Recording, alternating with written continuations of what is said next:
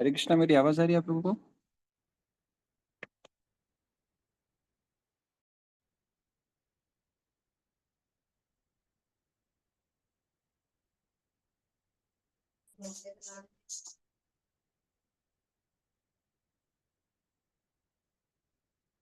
हरे कृष्णा, मेरी मेरी वॉइस आपको आ रही है क्लियर?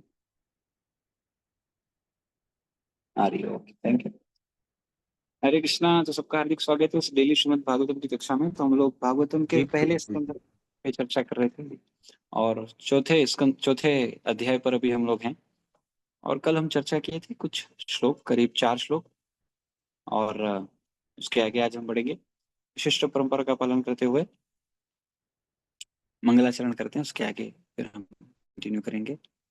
ओम अज्ञानतिमिरान्धस्य ज्ञानाञ्जनशलाकया चक्षुरुन्मिलितं येन तस्मै श्रीगुरवे नमः। नमो विष्णुपादाय कृष्णपृष्ठाय भूतले श्रीमते भक्तिवेदान्त स्वामिनिति नामिने। नमस्ते सारस्वते देवे गौरवाणी प्रचारिणे निर्विशेष शून्यवादी पाश्चात्यदेशतारिणे। जय श्री कृष्ण चैतन्य प्रभु नित्यानंद श्री अद्वैत गदाधर श्रीवासादि गौर भक्तवृंद। हरे कृष्णा कृष्णा कृष्णा हरे हरे, हरे राम राम राम हरे हरे। ओम नमो भगवते वासुदेवाय, ओम नमो भगवते वासुदेवाय, ओम नमो भगवते वासुदेवाय। नारायणं नमस्कृत्यं नरं चैव नरोत्तमं देवीं सरस्वतीं व्यासं ततो जयमुदीरयेत्। नमस्ते भद्रेषु नित्यं भागवत सेवया भगवती उत्तमा श्लोकैर्भक्तिर्भवति नैष्टिकीम्। तो हम लोग 4 नंबर श्लोक तक चर्चा किए थे। तो शौनक आदि ऋषि आ, क्या बोलते हैं के बारे में योग्यता बताई गई। उसके बाद उनको ग्लोरीफाई करने के बाद शुद्ध गोस्वामी को फिर से ग्लोरिफिकेशन के बाद उनको रिक्वेस्ट किया जाता है, ये प्रश्न पूछा जाता है कि भागवतम का हिस्ट्री बताइए आप, भागवतम का क्या हिस्ट्री है। हाँ, कि किस युग में, किस जगह पर, किस कारण से और किसने व्यास देव को इंस्पायर किया भागवतम लिखने के लिए, ये सारे प्रश्न एक ही श्लोक में पूछ दिए। और फिर उसके बाद में सुखदेव गोस्वामी की क्वालिटी बताई कि सुखदेव गोस्वामी क्या हैं, एक महान भक्त हैं। हाँ, सबको समान देखते हैं। और हमेशा उनका माइंड जो है वो फिक्स है। और जो भी गतिविधियां हैं वो ट्रांसेंडेंटल लेवल पर हैं। और इन सब से में रहते हुए भी वो ऐसा लगते हैं कि इग्नोरेंट है, वो जानते नहीं है। तो फिर इसके आगे अभी हम चर्चा करते हैं, उनके बारे में थोड़ा बता रहे हैं। द्रष्टानुयान्तमृषीमात्मज जम जमप्यनग्ना देव्यो हि या परिदर्नो सुतस्य चित्रा त्वदीक्ष्य पृच्छति मुनो जगदुस्तवास्ति स्त्री पुंभिदा न सुत न तु सुतस्य विविक्त दृष्टे। तो जब श्रील व्यासदेव अपने पुत्र के पीछे पीछे जा रहे थे तो ये यद्यपि व्यासदेव स्वयं नग्न न थे, लेकिन जब उनका पुत्र वहीं से गुजरा था तब उन्होंने वैसा नहीं किया था। मुनि ने इसके बारे में पूछा तो तरुणियों ने उत्तर दिया कि उनका पुत्र पवित्र है। और जब वह उनकी ओर देख रहा था तो उसने स्त्री तथा पुरुष में कोई भेद नहीं माना, लेकिन मुनि तो भेद मान रहे थे।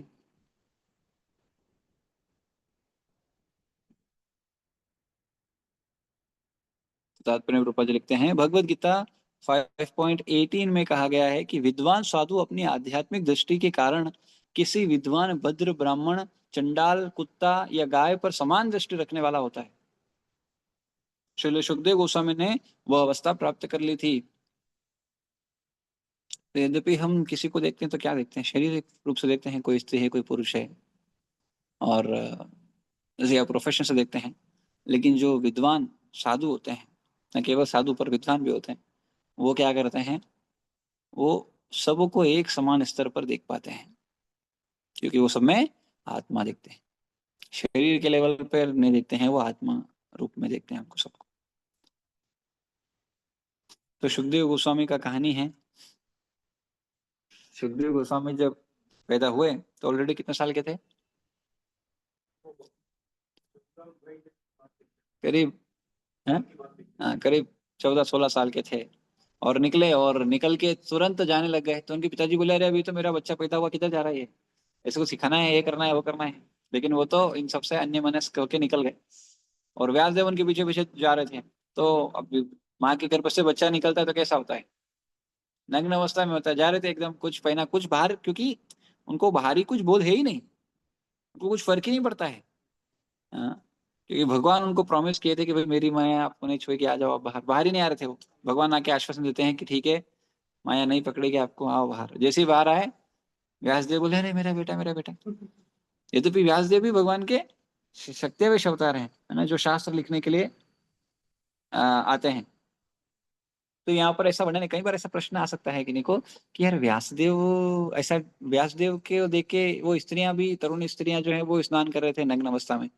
तो जब सुखदेव गोस्वामी वहां से निकले, उन्होंने इनको देखा, इन्होंने इनको देखा, किसी को कोई फर्क नहीं पड़ा, वो निकल गए। और जब व्यासदेव आए, व्यासदेव ने उधर देखा और उन्होंने इनको देखा, तो वो अपने वस्त्र से अपने आप को छुपाने लग गए। ऐसा क्यों हुआ? हाँ, क्या कारण है इसका? इसका कारण ये है, दो कारण है इसमें। पहला तो इसमें गुणगान बताया गया किसका? सुखदेव गोस्वामी का, कि सुखदेव गोस्वामी को बाहरी चेतना है ही नहीं। वो किसी को शरीर रूप में देख ही नहीं रहे, तो शरीर से क्या फर्क पड़ने वाला है उनको? चाहे स्त्री का हो, पुरुष का हो, शरीर से, शरीर के लेवल पर जब कोई देख नहीं रहा है तो क्या फर्क पड़ेगा? हाँ। और दूसरा, व्यासदेव क्या है? हाँ, लेकिन व्यासदेव गृहस्थ हैं, तो ये गृहस्थों का कर्तव्य है कि उनको डिस्क्रिमिनेट करना पड़ेगा। एंड देयरफॉर ये दो चीजें एक साथ है। व्यासदेव दिखा रहे हैं कि एज ए गृहस्था one should discriminate all this things on the level of body level पे, उनको डिस्क्रिमिनेट करते आना चाहिए। But at the same time, हाँ, जो क्या बोलते हैं, सुखदेव गोस्वामी हैं, वो ये दिखा रहे हैं कि हमको किस किस रूप में देखना चाहिए, सबको आत्मा के रूप में देखना चाहिए। तो मुनि भेद मान रहे हैं, लेकिन सुखदेव गोस्वामी नहीं माने भेद। तो अतः उन्होंने स्त्री या पुरुष में भेद नहीं देखा, उन्होंने तो समस्त जीवों को एक भिन्न वेश में देखा। स्नान करती स्त्रियां पुरुष के मन को उसकी चेष्टाओं से जान गई। जिस प्रकार शिशु को देखकर कोई भी यह जान लेता है कि वह कितना निर्दोष है। सुखदेव गोस्वामी 16 वर्ष के तरुण थे, 16 वर्ष के नहीं लिखा। अतएव उनके शरीर के सभी अंगों का विकास हो चुका था। वे नग्न भी थे और उन्हीं की तरह स्त्रियां भी थी। लेकिन चूंकि सुखदेव गोस्वामी काम व्यापार से परे थे, ये प्रभुपाद ने हाँ, बम फेंक दिया। लेकिन चूंकि सुखदेव गोस्वामी काम व्यापार से परे थे, अतः वे निर्दोष प्रतीत हो रहे थे। स्त्रियां अपने विशिष्ट गुणों से इसे तुरंत जान गई। अतएव उन्होंने सुखदेव जी के आने की खास परवाह नहीं की। लेकिन जब उनके पिता उधर से गुजरे तो स्त्रियों ने तुरंत वस्त्र तोड़ लिए। ये स्त्रियां उनकी पुत्रियों तथा या पौत्रियों जैसी ही थी। फिर भी व्यासदेव के आने पर उनमें सामाजिक रिवाज के अनुसार प्रतिक्रिया हुई, क्योंकि व्यासदेव गृहस्थ की भूमिका निभा रहे थे। गृहस्थ को स्त्री तथा पुरुष में भेद बरतना होता है, अन्यथा वह गृहस्थ नहीं हो सकता। अतएव मनुष्य को चाहिए कि स्त्री तथा पुरुष के प्रति आसक्ति से रहित होकर शरीर और आत्मा को का अंतर जाने। जब तक उसके मन में ऐसा अंतर रहे, तब तक उसे सुखदेव गोस्वामी जैसा सन्यासी बनने का प्रयत्न नहीं करना चाहिए। कम से कम सैद्धांतिक रूप से मनुष्य को समझ लेना चाहिए कि जीव न तो नर है न नारी। बाहरी बाने को प्रकृति ने पदार्थ से इसलिए तैयार किया है कि उसमें विपरीत लिंग के प्रति आकर्षण उत्पन्न हो, जिससे वह इस भौतिक जगत में फंसा रहे। मुक्त जीव इस विकृत भेद से ऊपर होता है। वह दो जीवों में अंतर नहीं मानता, उसके लिए सभी एक ही आत्मा है। इस आध्यात्मिक दृष्टि की पूर्णता मुक्त अवस्था में है, और श्रील सुखदेव गोस्वामी ने वह अवस्था प्राप्त कर ली थी। श्रील व्यासदेव भी दिव्य अवस्था में थे, किंतु गृहस्थ होने के कारण प्रथावश वे अपने को मुक्त जीव नहीं मानते थे। तो ये बहुत बहुत बहुत बड़ी बात है यहाँ पर समझने की। वो ये है कि पहली बात, किस व्यक्ति को संन्यास लेना चाहिए? जिस व्यक्ति को ये भेद ना हो कि ये शरीर से स्त्री है और ये शरीर से पुरुष है, उस व्यक्ति को संन्यास धारण करना चाहिए। जब तक ये भेद ना हो तब तक व्यक्ति को संन्यास नहीं लेना चाहिए। तो संन्यास ऐसा नहीं कि कोई देंगे, अपनी भी योग्यता अपने को देखना चाहिए कि अपनी क्या स्थिति है। लेकिन हाँ, अभी सन्यासी तो हम नहीं है, अभी क्या है, गृहस्थ पे बात करें। गृहस्थों में क्या होता है भैया, गृहस्थ जीवन बहुत महत्वपूर्ण है। और क्यों उसको डिस्क्रिमिनेट करना जरूरी है? क्योंकि गृहस्थ आश्रम का मतलब ही है one should always engaged with one's wife and not other any other connection with any other woman should be there. गृहस्थ जीवन का अर्थ ही है उसको गृहस्थ आश्रम बचाना हर स्थिति में जरूरी है। क्योंकि उसका गृहस्थ जीवन में जब वो गया तो गृहस्थी से ही उद्धार होगा, लेकिन अगर वो गृहस्थी में रह के अगर उसके अदर पार्टनर रखा हुआ है तो उसका उद्धार कभी नहीं हो सकता। क्योंकि इस दुनिया में बांधने का सबसे बड़ा कारण जो है वो यही है, स्त्री पुरुष का आकर्षण। हाँ, और हम गीता में भी कल देखे। हाँ, मतलब आज आज देखेंगे, एक्चुअली आने वाले श्लोक में कहेगा कि जो व्यक्ति बाहरी रूप से संन्यास धारण किया है, बाहरी रूप से इंद्रिय तृप्ति का वो करता है, रोकता है, लेकिन मन से जिस जो इंद्रिय तृप्ति का विचरण करता है वो व्यक्ति मिथ्याचारी कहलाता है। क्या कहलाता है? मिथ्याचारी हो जाता है। जो बाहर से तो बोलता है, अंदर बाहर से बोलता है कि मैं ब्रह्मचारी हूँ, मैं ये हूँ, मैं वो हूँ, बाहर से कपड़ा भी धारण किया हुआ है, लेकिन अंदर से अगर वो विचारणी है इंद्रिय तृप्ति के प्रति, तो वैसा व्यक्ति न ब्रह्मचारी कहलाएगा ना कुछ कहलाएगा, वो मिथ्याचारी हो जाएगा। और ऐसा व्यक्ति फिर समाज में हालत खराब कर देगा। इसलिए व्यक्ति को सुझाव दिया जाता है कि भैया अगर ऐसी स्थिति है तो आप गृहस्थ आश्रम में जाओ। Therefore, Prabhupada used to say this word, गृहस्थ आश्रम is actually it's a license to engage in sex life. It's a license, but license always have terms and conditions. In every license has terms and condition. आप में से कितने लोगों के पास two wheeler और फोर व्हीलर का लाइसेंस है? तो जिनके पास भी जरा उसको देखना, it is valid up to what time, उसकी एक वैलिडिटी है ना। उसकी एक वैलिडिटी होती है, इतने समय के लिए ये वैलिड है, इसके बाद नहीं। इसी तरह से अगर आपका आधार कार्ड है, कब तक वैलिड है? जब तक आपका जीवन है, उसके बाद वैलिड नहीं है वो। उसके बाद उसका कुछ वो नहीं, वही व्यक्ति गया आप क्या काम का। तो हर चीज की वैलिडिटी होती है, चाहे कोई भी लाइसेंस हो, किसी भी तरह का लाइसेंस हो, आपकी आइडेंटिटी का लाइसेंस हो, चाहे आपका किसी भी तरह का लाइसेंस हो, अ, हर चीज की लिमिटेड वो है। तो इसी तरह से तो सुखदेव, क्योंकि गृहस्थ व्यक्ति अगर डिस्क्रिमिनेट नहीं करेगा, हो सकता है चलो आपको कोई फर्क नहीं पड़ता, लेकिन सामने वाले को तो पड़ेगा ना। आप क्या करोगे? आपको फर्क नहीं पड़ता, सामने वाले का क्या करोगे आप? सामने वाला आकर्षित हो सकता था फिर, इसलिए हमको डिस्क्रिमिनेट करना चाहिए ताकि सामने वाला भी उस चीज में ना फंसे। ये गृहस्थों का कार्य है। तो कई बार कई सारे ब्रह्मचारी लेक्चर देते हैं आइडियल गृहस्थ लाइफ के ऊपर। आइडियल गृहस्थ लाइफ मतलब क्या? लेकिन अगर कोई शास्त्र पढ़े तो आज के समय के जो ब्रह्मचारी हैं, are they following the traditional ब्रह्मचर्य? नो। मॉडर्न ब्रह्मचर्य थोड़ा डिफरेंट है, ट्रेडिशनल ब्रह्मचर्य थोड़ा डिफरेंट था। ट्रेडिशनल ब्रह्मचर्य में क्या होता था, उनको मेखला रखना होता था, यानी कैडल होता था, वो बांधना पड़ता था जिससे वो स्ट्रेट ना सो पाए।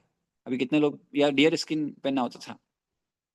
पर अभी कितने लोग वो करते, नहीं करते, नहीं कर पाते हैं, क्योंकि वो प्रैक्टिकल भी नहीं है। सही बात तो ये है। ट्रेडिशनल ब्रह्मचारी जो है वो गुरुकुल में रहता था, आज कितने लोग गुरुकुल में रहते हैं? ट्रेडिशनल ब्रह्मचारी जो है वो अपने गुरु से शास्त्र सीखता था, अभी कितने ब्रह्मचारी अपने गुरु से शास्त्र सीखते हैं? विद इन इस्कॉन भी ये नहीं संभव है।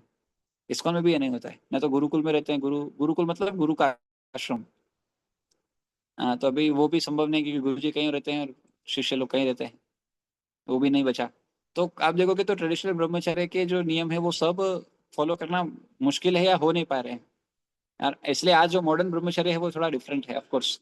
बट ऑफ कोर्स जैसा हम गृहस्थों को देखते हैं वैसे ही ब्रह्मचारी को भी देखना चाहिए। ऐसा नहीं कि उनको देखना चाहिए कह रहे ब्रह्मचार्य धारण कर लिया और ऐसा ऐसा कर रहा है। नहीं, we have to understand it कि बाबा they are doing a very thankless job actually, बहुत बड़ा स्थिति में है वो। For them the sex life is completely restrained. तो उस स्थिति में रहते हुए वो भक्ति करना कितना मुश्किल है। It's really difficult, it's really difficult actually, बहुत डिफिकल्ट है। एंड देयरफॉर ब्रह्मचर्य डजंट ओनली मीन, क्या बोलते हैं, ब्रह्मचर्य को समझना चाहिए, what is the meaning of ब्रह्मचर्य। ब्रह्मचर्य सिर्फ ऐसा नहीं है कि ब्रह्मचर्य को आजकल क्या मान लिया गया है? हाँ, जो शादी नहीं करता वो ब्रह्मचर्य है। भैया गृहस्थ में भी ब्रह्मचर्य होता है, गृहस्थ जीवन में भी ब्रह्मचर्य होता है। और इस ब्रह्मचर्य को अलग अलग जगह अलग अलग डिफाइन किया गया, अलग अलग लेवल के लिए। ब्रह्मचारी का मतलब तो सिंपल है, कि उनको सीमेन लॉस नहीं करना है, कभी भी वीर्य का नाश नहीं होना चाहिए। लेकिन गृहस्थ जीवन में कैसा है? गृहस्थ जीवन में तो भाई उसमें भी ब्रह्मचर्य है। तो सबसे हाईएस्ट स्टैंडर्ड क्या है ब्रह्मचर्य का? सबसे हाईएस्ट स्टैंडर्ड बताया गया कि only for the procreation of Krishna conscious children. पर यही एकमात्र स्टैंडर्ड ऐसा नहीं है, इसके अलावा भी स्टैंडर्ड है। फिर कि भैया once in a month, second standard, third standard is okay. लेकिन इस सब में कंडीशन सबसे इंपॉर्टेंट एक है क्या? व्यक्ति को सिर्फ और सिर्फ अपने अर्धांगिनी, अपनी वाइफ, अपनी पत्नी, धर्म पत्नी से ही के साथ ही इंगेज होना चाहिए, और किसी के साथ इंगेज नहीं होना चाहिए किसी भी तरह की इस तरह की गतिविधियों में। क्यों? क्योंकि उसका गृहस्थ आश्रम बचाना जरूरी, इसलिए अलग अलग स्टैंडर्ड दिए हुए हैं, और उसको वो डिस्क्रिमिनेट करना पड़ेगा। नहीं तो क्या होगा, उसको भाव नहीं आ रहा लेकिन सामने वाले को भाव सकते हैं। और हमको समझना पड़ेगा शरीर के स्तर पर ये भेदभाव होना ही चाहिए जब तक हम ये स्थिति में हैं।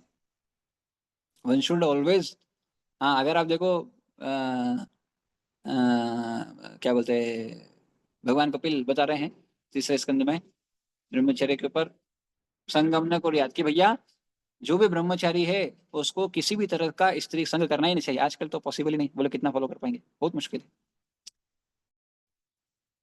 इसी तरह से गृहस्थों के लिए भी बताया गया कि गृहस्थ को even with in the thought भी किसी और के साथ संग करने का विचार भी नहीं करना चाहिए, with in the dream also. सपने में भी उसको कभी ये विचार नहीं करना चाहिए किन्हीं और के साथ इस तरह की गतिविधियों में लिप्त होने का। सो बहुत इंपॉर्टेंट है कुछ चीजें जानना समझना, उसके आधार पर फिर एक्ट कर सकते हैं। अतएव उन्होंने स्त्री पुरुष में भेद नहीं देखा, उन्होंने अच्छा ये तो हो गया। तो स्त्रियां अपने विशिष्ट गुण से इसे तुरंत जान गई। तो स्त्रियां जो होती है ना, they have this sixth sense, they can able to understand, they can able to sense who is he as per their character. ना गलत टच ये सब they all know actually, because they Krishna has given this, भगवान ने उनको एक special ability दिया है, and therefore they are able to sense कि ये व्यक्ति क्या है, ये व्यक्ति क्या है, ये व्यक्ति क्या है। क्या होता है ना, कई बार हो सकता है आप किसी व्यक्ति को इमिडिएटली ना समझ पाओ, दैट्स ट्रू। क्यों? क्योंकि इंटेंशन जो है ना वो किसी को दिखता नहीं है, पर इंटेंशन जो है over a period of time आपको दिख जाएगा, आपको समझ में आ जाएगा। अगर आप थोड़ा समय बिताओगे और आप देख पाओगे, आपको थोड़ा नॉलेज होगा, नेचुरली आपको समझ में आएगा, अरे यार ये व्यक्ति जो है ना इसका इंटेंशन सही नहीं है, is not at all in good intention, may be he is externally showing something but he is internally something else. तो जब व्यक्ति की कहनी और कथनी में भेद होता है तब वो व्यक्ति पर ट्रस्ट करना बहुत मुश्किल हो जाता है। बोलता कुछ है करता कुछ है, तो फिर उस पर ट्रस्ट नहीं हो सकता है। हाँ। तो यहाँ पर वर्णन किया गया है कि सुखदेव गोस्वामी का वो लेवल था, हमारा नहीं है, तो फालतू में उस प्लेटफॉर्म पे एक्ट नहीं करने का। हाँ, जिस प्लेटफॉर्म पे हम नहीं है उस प्लेटफॉर्म पे एक्ट नहीं करने का, सिर्फ for the sake of people, no, लोगों को दिखाने के लिए, ऐसा नहीं होना चाहिए। What is our true identity, one should situated in that and one should act accordingly. Then comes कथमालक्षितः पौरे संप्राप्त कुरु जांगलान् उन्मत्तमूक जड़वदे चरण गजसाह्यवे।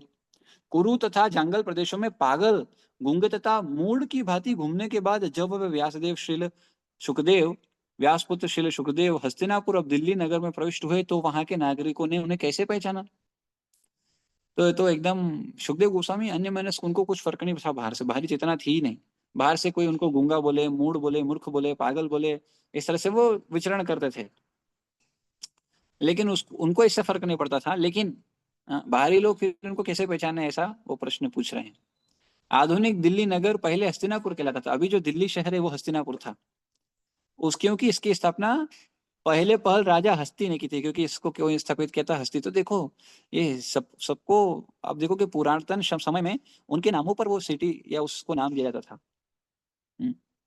तो हस्ती ने हस्तिनापुर बना, इसलिए हस्तिनापुर नाम हुआ। अपने पितृगृह त्यागने के बाद गोस्वामी सुखदेव पागल की भांति इधर उधर भटक रहे थे, अतएव उनकी उच्चस्थ अवस्था को जान पाना नागरिकों के लिए अत्यंत कठिन था, कोई उनको इसे आसानी से समझ नहीं सकता था। अतः मुनि को देखकर नहीं अपितु सुनकर पहचाना जाता है, ये बहुत महत्वपूर्ण बात है। मुनि को देख के नहीं, मुनि को सुन के पहचाना जाता है। तो क्या इसका मतलब ये है कि मुनि कुछ भी करे और हम उसको सिर्फ देख के सुने? हाँ हाँ इसकी वाणी बहुत अच्छी है, हाँ इसको बहुत अच्छा बोलते हैं, बहुत अच्छे फ्लावरी और बहुत अच्छा समझाते हैं, तो क्या ये देखा जाए? वो आचरण में चाहे कुछ भी करे, चाहे वो आचरण में उसका कैरेक्टर लेस हो, ऐसा देखा जाए? नहीं। तो इसका मतलब क्या है? इसका मतलब ये भी समझना चाहिए कि मुनि को देख के नहीं, अभी तो सुन के पहचानना चाहिए, यानी उनके क्वालिटी सुनना चाहिए, but at the same time उनका आचरण भी ऐसा नहीं कि एकदम कुछ तो भी हो, ऐसा कैरेक्टरलेस ना हो एटलीस्ट। लेकिन सुखदेव गोस्वामी का आचरण वैसा नहीं था। सुखदेव गोस्वामी ऐसे बाहरी रूप से ऐसे प्रतीत होते थे कि उनको कुछ पता नहीं है, हाँ, पर उनको सब कुछ पता है, एवरीथिंग ही नोज। तो उनका ऐसा नहीं कि कैरेक्टर खराब था। हाँ, उनको थोड़ा इस तरह से आचरण करते थे ताकि इतना ऊंचा भरा तुझा ना समझे। लेकिन आज की दुनिया में उल्टा है, आज की दुनिया में लोग चाहते हैं कि उनको सब अच्छा समझे। अरे मैं ये हूँ, मैं अच्छा हूँ, मैं ऐसा हूँ, मैं ऐसा हूँ, है ना। मनुष्य को चाहिए कि साधु या मुनि के पास दर्शन के लिए नहीं, अपितु सुनने के लिए जाए। हाँ, तो कई लोग जाते हैं, अभी कुंभ जा रहे हैं लोग, क्या साधु का दर्शन करने के लिए? दर्शन का अर्थ समझे नहीं। दर्शन का रियल लाभ है श्रवण, उनको सुनना। यदि वह साधु के वचनों को सुनने के लिए तैयार ना हो तो जाने से कोई लाभ नहीं है, कोई लाभ नहीं है। तो इसलिए सुनने के लिए जाना चाहिए, सुनने के लिए लालच होना चाहिए साधु को। सुखदेव गोस्वामी साधु थे और वे भगवान की दिव्य लीलाओं के विषय में प्रवचन कर सकते थे। उन्होंने साधारण नागरिकों के सनकों को संतुष्ट नहीं किया। जब उन्होंने भागवत पर प्रवचन किया तब लोग उन्हें पहचान पाए, तब उनको लोग पहचान पाए। इसका देने कि वो कोई आचरण से कि एकदम बहुत ही ऐसा वैसा निर्लज व्यक्ति है, ऐसा नहीं है। इज वेरी क्या बोलते हैं, ही इज ऑलवेज मेडिटेशन। क्या वो बाहरी रूप में, बाहरी चेतना में नहीं थे, वो इंटरनल चेतना में थे, ये समझना चाहिए। हाँ, उन्होंने साधारण नागरिकों के संकों को संतुष्ट नहीं किया। जब उन्होंने भागवत पर प्रवचन किया तब लोग उन्हें पहचान पाए। उन्होंने कभी जादूगर जैसी जादूगरी दिखाने का प्रयास नहीं किया। आजकल हर कोई बाबा बैठा है, पर्चा निकालेगा, या फिर बोलेगा मैं कल की हूँ, मैं ये हूँ, मैं वो हूँ। इस तरह के कई सारे पाखंडी चल रहे हैं और जादू दिखाते हैं और बोलते हैं कि हम ये इलाज ठीक कर देते हैं, हम वो कर देते हैं, ये कर देते हैं। इसमें मैक्सिमम लोग सब फ्रॉड है, सब फ्रॉड है। Almost everyone is fraud. देवी आ रही है, ये आ रही है, वो आ रही है, ये कर रही है, वो कर रही है। Maximum are fraud actually. Maybe 1% or maybe less than that are actually in reality they are doing. Because जो रियल भगवान का भक्त होगा वो ये नहीं बोलेगा कि ये करो ये करो, वो तो ये बोलेगा भगवान का आश्रय लो, भगवान के शेल्टर में लो। मैं क्या करूंगा, मैं कुछ नहीं कर सकता, मैं कौन हूँ? आप भगवान का शेल्टर लो, भगवान की विधि, जो भगवान का नाम है वो करो, यही बोलेगा कोई भी रियल साधु। ये जादूगरी नहीं दिखाएगा। जादूगरी दिखाना है तो वो जादूगर दिखाते हैं, इधर से उधर गायब, उधर से उधर गायब। ये मेंटलिस्ट, ये लोग यही करते हैं। बाहर से वे जड़, गूंगे, पागल जैसे व्यक्ति जैसे प्रतीत हो रहे थे, लेकिन वास्तव में वे महान दिव्य रूप से उच्चस्थ पुरुष थे। He is not ordinary, he is extraordinary. कथमालक्षित पौरे संप्राप्त कुरुजांगलान उन्मुख उन्मुख उन्मत्त मूक जड़वती। अच्छा, ये तो हो गया। कथ लेकिन वास्तव में वे महान दिव्य रूप से उच्च पुरुष थे। कथम वा पांडवेयस्य राजर्षे मुनिना सह संवादा समभूताता यत्र सा सात्वती श्रुति। राजा परीक्षित की इन महामुनि से, अब ये दूसरा प्रश्न देखिए। पहला प्रश्न क्या था, भागवतम के ऊपर पूछा। अब दूसरा प्रश्न, राजा परीक्षित की इस महामुनि से कैसे भेंट हुई जिसके फलस्वरूप वेदों के इस महान दिव्य सार भागवत का वचन वाचन संभव हो सका। हम्म, तो ये इंक्वायरी थोड़ा सा कर रहे हैं कि ये दोनों कैसे मिले। हाँ। और इसके बाद क्यों बोलेंगे, क्योंकि ये कहीं रुकते नहीं थे। क्या बोल रहे हैं, राजा परीक्षित की इस महामुनि से कैसे भेंट हुई जिसके फलस्वरूप वेदों के इस महान दिव्यसार भागवत का वाचन संभव हो सका। श्रीमद् भागवत को यहाँ पर वेदों का सार कहा गया है। यह काल्पनिक कहानी नहीं है जैसा कि गैर जिम्मेदार लोग प्रायः कहते रहते हैं। इसे शुक संहिता अर्थात परम भक्त मुनि सुखदेव गोस्वामी द्वारा कहा गया वैदिक स्त्रोत भी कहते हैं। शुक संहिता जो सुखदेव गोस्वामी ने कही, गर्ग संहिता जो गर्ग मुनि ने कही। हाँ, इसी तरह से संहिता मतलब मनु संहिता, जो मनु जो पहले प्राणी जो मनुष्य थे उन्होंने दी, है ना, मनु मनु महाराज ने दी। तो इस तरह से फिर लास्ट में एक और श्लोक इसमें आ रहा है इसी सेक्शन में, क्या बोलते हैं, 4 से 8। एंड उसके बाद में फिर तीसरा प्रश्न का चालू होगा। ये दूसरा प्रश्न अभी चल रहा है 4 से 8 में। एंड देन फिर तीसरा प्रश्न 9वें से 12वें में आएगा। सा गोदोहनम मात्रम हि ग्रहेषु ग्रहे मेधिनाम अवेक्षते महाभागा स्थिर्थि कुर्वस्तदाश्रम।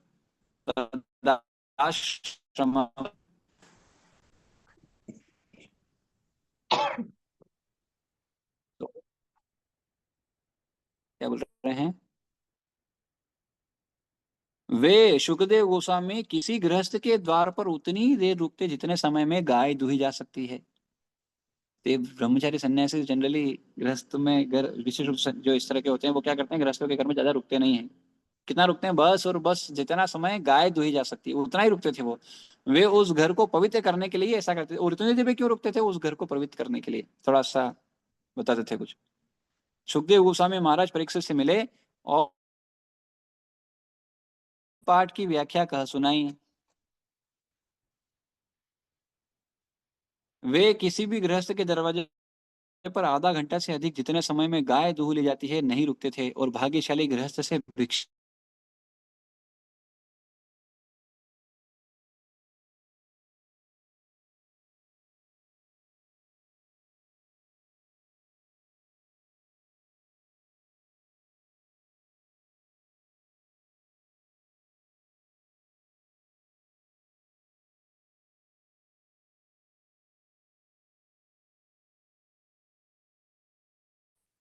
इस तरह से वे अपनी शुभ